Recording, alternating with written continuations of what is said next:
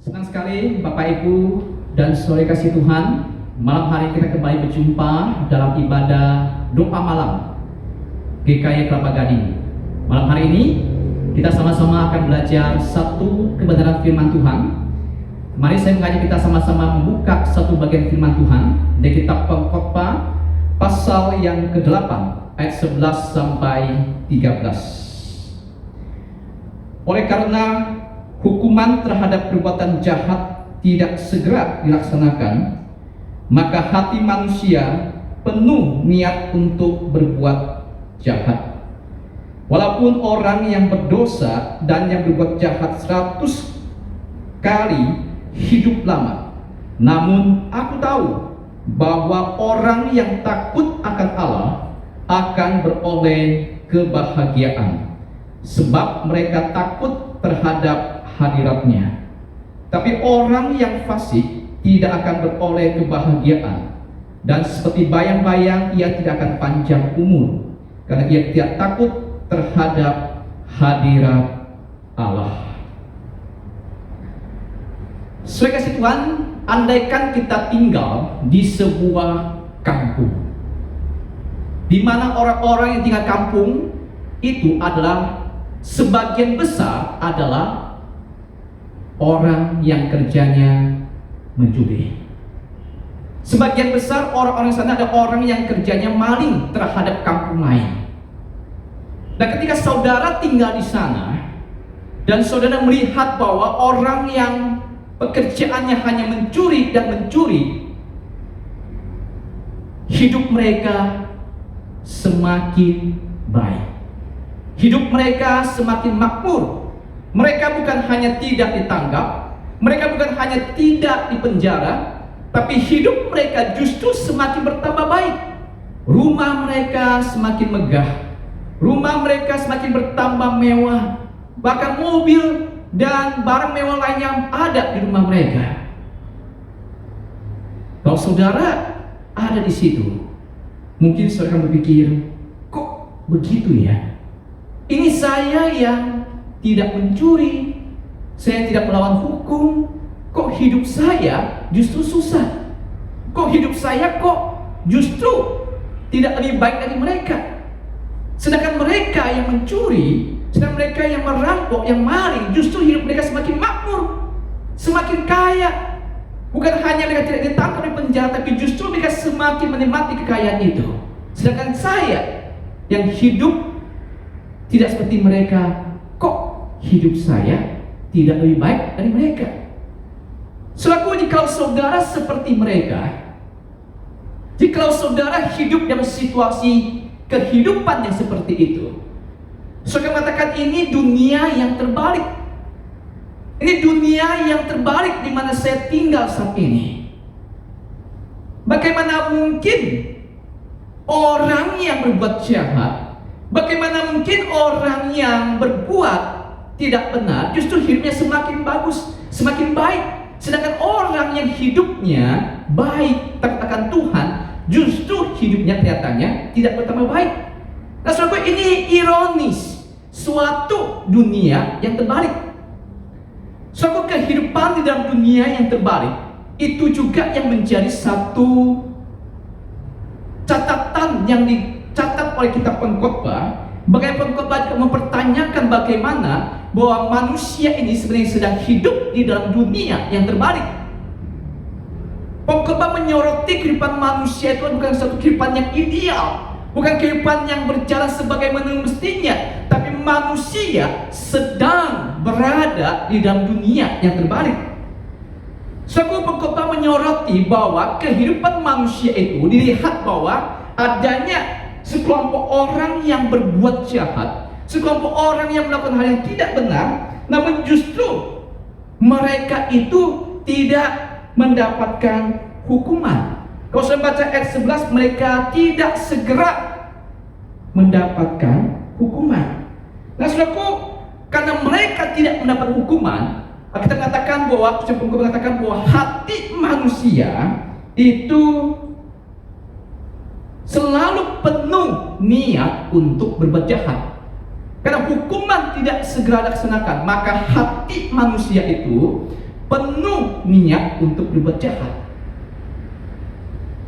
So, bukankah kita sadar bahwa yang kita inginkan adalah bahwa orang yang berbuat jahat adalah orang yang mendapatkan hukuman. Seorang yang tidak berbuat jahat adalah orang yang bebaskan dari hukuman. Tapi kita hidup dalam dunia yang terbalik. Yang benar menjadi bersalah, yang salah menjadi benar, yang asli bisa jadi palsu, yang palsu bisa dibikin jadi asli. So, kita hidup dalam dunia yang terbalik. Pengkhotbah sudah mengingatkan kita bahwa ketika dia melihat kehidupan manusia, bahwa banyak orang-orang yang berbuat jahat justru tidak segera dijatuhi hukuman. Sehingga itu membuat bahwa kelihatannya bahwa Allah itu justru membiarkan manusia hidup dalam dunia terbalik. Saudara, apakah benar bahwa Allah itu memang yang merancang kita hidup dalam dunia terbalik, saudara?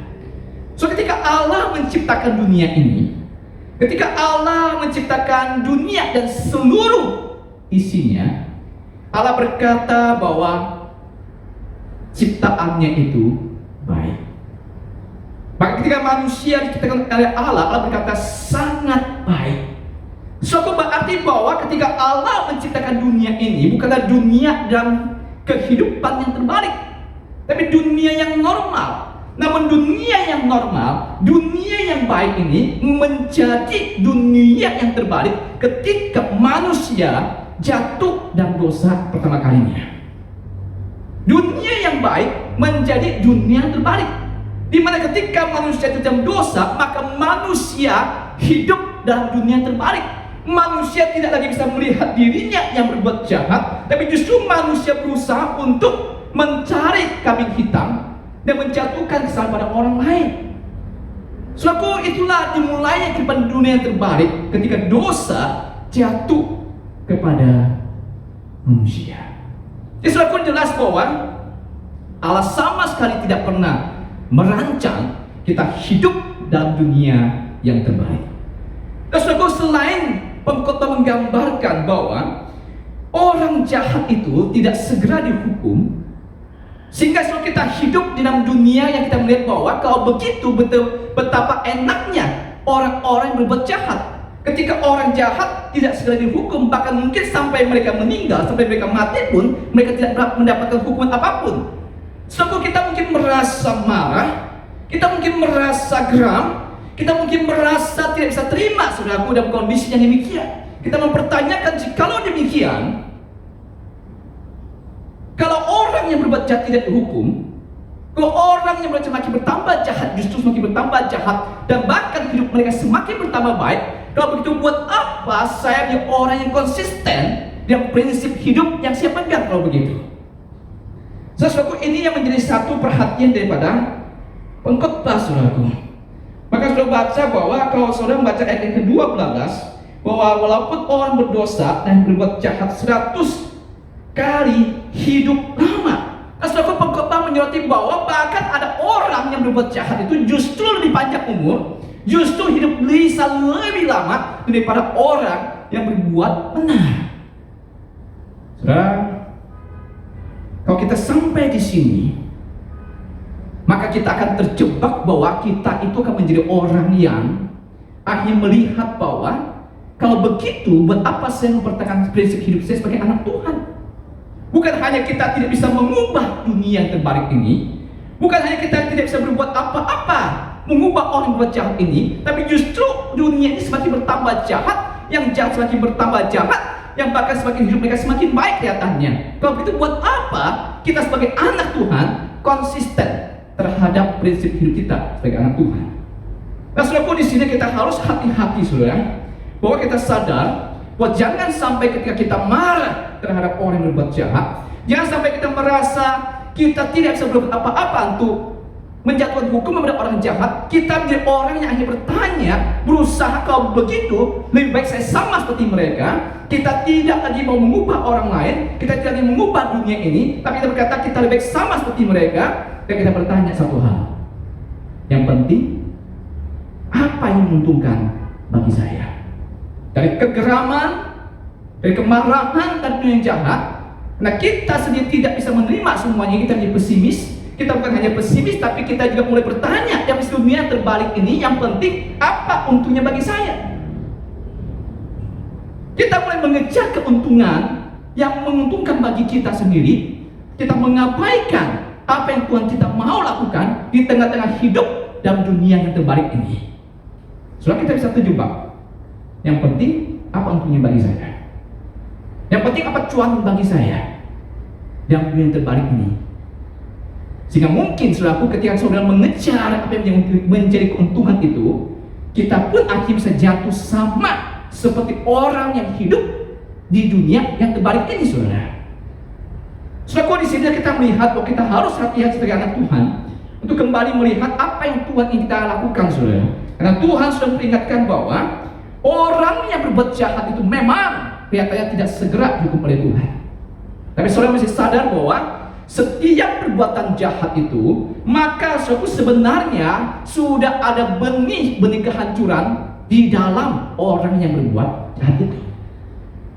Kalau kita mengatakan bahwa mereka itu seperti bayang-bayang yang tidak akan panjang umur. Artinya saudaraku, ketika perbuatan jahat itu berlangsung, maka sebenarnya perbuatan jahat itu sedang membawa orang itu sedang menuju sebuah kehancuran yang mengerikan. Dan kehancuran akan segera cepat atau lambat menghancurkan orang yang berbuat jahat. Jadi saudaraku, sebenarnya bahwa tidak pernah orang berjahat itu tidak pernah mendapat hukuman. Tapi sesungguhnya orang berjahat itu akan terus menuju kehancuran. So kita contoh misalnya siapa, saudara? So kita tahu dalam sejarah dunia, kita tahu tokoh ada seorang yang bernama Hitler. Hitler ada seorang yang berbuat jahat, membinasakan begitu banyak orang, saudara. Apakah Hitler tidak dapat hukuman, saudara, sampai meninggal? Saudara, kalau saudara melihat catatan sejarah, saudara, bahwa Hitler itu meninggal karena bunuh diri. Dia hidup dalam ketakutan dan depresi karena dia kalah perang. Hitler dengan kejahatan dia sedang menuju kehancurannya. Justru kalau kita lihat bahwa ketika saudara hidup dalam dunia terbalik ini, yang Tuhan inginkan adalah bahwa kita tetap hidup dan dunia yang terbalik adalah menjadi orang yang memegang prinsip hidup yang takut akan Allah. Karena orang yang takut akan Allah itulah yang akan menuju kebahagiaan. Sedangkan orang yang berbuat jahat itu cepat atau lambat mereka sedang menuju kehancuran. Di saudara kasih Tuhan, ketika saudara hidup dunia terbalik, bila saudara tetap konsisten dengan prinsip hidup sebagai anak Tuhan, tidak ikut dalam dunia arus yang terbalik ini, tapi saudara justru membalikkan situasi ini sehingga dunia terbalik bisa melihat prinsip hidup yang benar sebagai seorang anak Tuhan. Ya Tuhan, menolong kita semua bahwa dalam hidup dunia terbalik ini kita mau kembali tetap konsisten hidup sebagai orang yang takut kepada Tuhan. Mari kita berdoa. Kami sungguh bersyukur Tuhan kalau kita khotbah boleh menggambarkan satu situasi kehidupan dunia di mana kami hidup bukan dalam dunia yang ideal, tapi dunia yang terbalik. Kami mungkin banyak pertanyaan bagaimana mungkin orang yang jahat terus berbuat jahat hidupnya semakin bertambah baik, sementara orang yang hidupnya baik takut akan Tuhan justru katanya hidupnya semakin tidak baik. Tuhan, mampukan kami bahwa hidup kami di dunia terbalik ini bukan berarti kami harus ikutan di dalam hidup dunia terbalik ini, tapi justru kami harus berubah, mempengaruhi dunia terbalik ini untuk mereka melihat bahwa dunia terbalik tetap ada anak-anak Tuhan yang hidup konsisten dan prinsip sebagai anak Tuhan yang takut akan Tuhan. Pakai kami Tuhan untuk menjadi alat di tangan Tuhan untuk boleh membalikkan dunia terbalik ini menjadi dunia yang takut akan Tuhan. Dalam nama Tuhan Yesus kami bersyukur dan berdoa. Amin.